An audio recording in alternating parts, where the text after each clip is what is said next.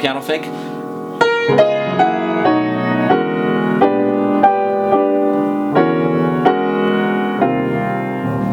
One of the things that drives my wife a little bit crazy is if we're having a conversation and I'm sitting at the piano, it's almost incorrigible for me to not, as we're having a conversation, just to play amazing jazz chords.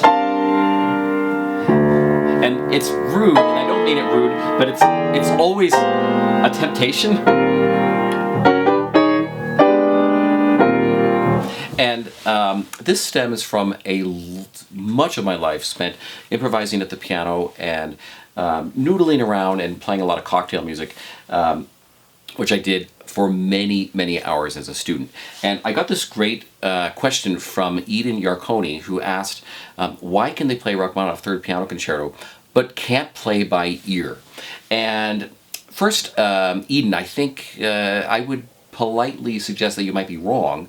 It's not that you can't play by ear, it's that you have spent probably nowhere near much as time trying to play by ear as you've spent learning Rock Third, which is a monumental achievement. In fact, I think this is far more difficult than playing by ear.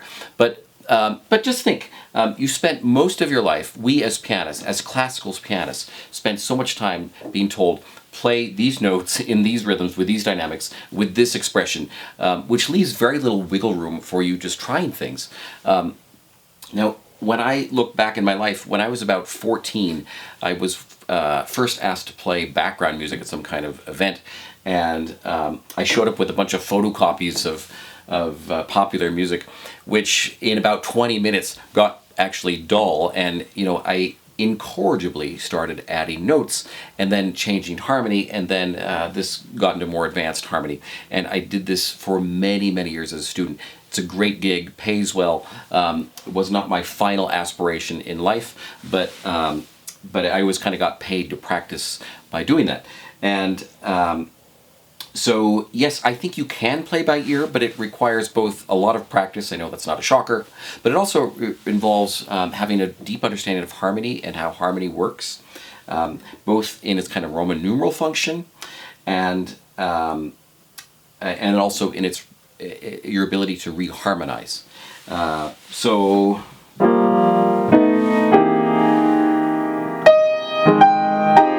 And when I'm playing by ear, it's not just that I hear the notes,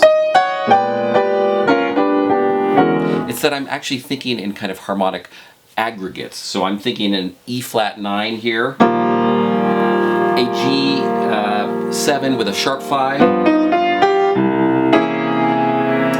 a C7,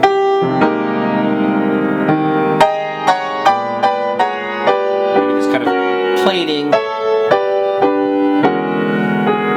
So I have a number of kind of bags of tricks from a lot of experience of doing this. There are certainly pianists who can play better than ear than myself, but it's something I've developed because I've spent a lot of time practicing it. So I highly encourage you to get off the score and try improvising. So what I would recommend is just take a simple melody and a harmonic progression, and actually the opening from Rock Third is a pretty good place to start because it's a simple scalar melody with a series of 1 chords and 5 chords. And what I do is I like this idea that Ravel said, it's through imitation that I innovate. Now that's a very strong statement. Now let's imitate some left-hand accompaniment that you might find in like your book of Chopin nocturnes and then apply that to this melody. So if you took this C-sharp minor nocturne, that early nocturne, which has the root, the 5th, and the 10th, I could do the same thing.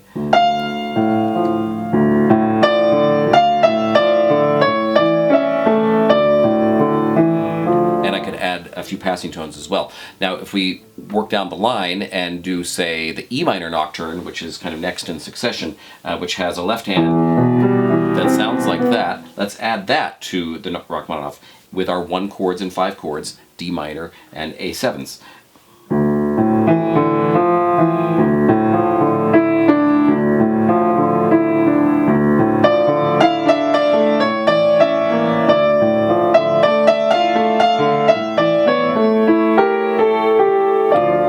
So that actually sound amazing to me. But if you think of, say, this nocturne, which has a lot more sophisticated left hand,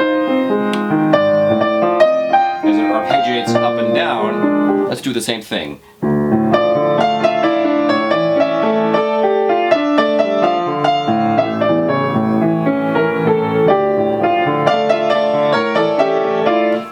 Let's work our way a few steps ahead, and I particularly love jazz, and I'm a decent jazz player. I'm not a great jazz player, but if we vamp on that idea and we play some juicy sounding D minor chords,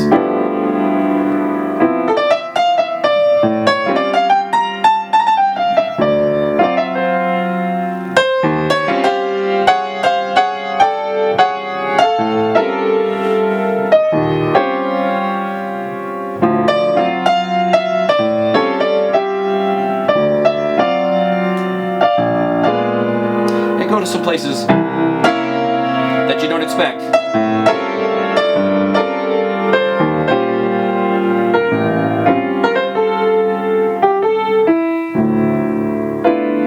Now, that takes a lot of practice, and I don't think that sounded especially great, but it's about trying things, making mistakes, willing to just try it. So if you're self-conscious about it, you find your practice room, close the window, and just try noodling around. Take a melody, take some simple primary triads, and then develop them. But steal from other composers' ideas, and I think you will learn a lot. Keep in mind the great jazz pianist, the amazing Bill Evans, always superlative, was a classically trained pianist. And he was always excited about different chords he would find in Ravel and Mettner and Scriabin, and probably appropriated some of them into his own playing, as I have with him.